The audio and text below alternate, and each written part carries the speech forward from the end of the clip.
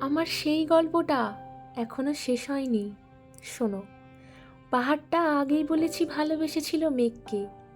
আর মেঘ কিভাবে শুকনো খটখটে পাহাড়টাকে বানিয়ে তুলেছিল ২৬ বছরের ছোকরা, সে তো আগেই শুনেছ।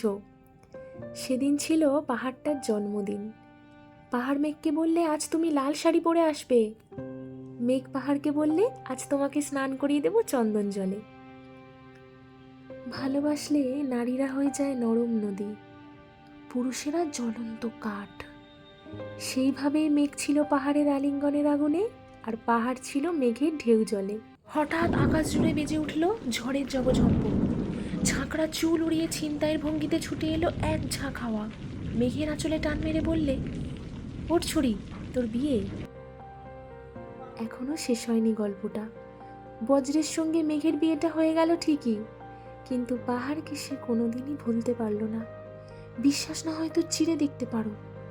পাহাড়টার হাড় পাঁজর ভিতরে থই থই করছে শত ঝর্ণার জল।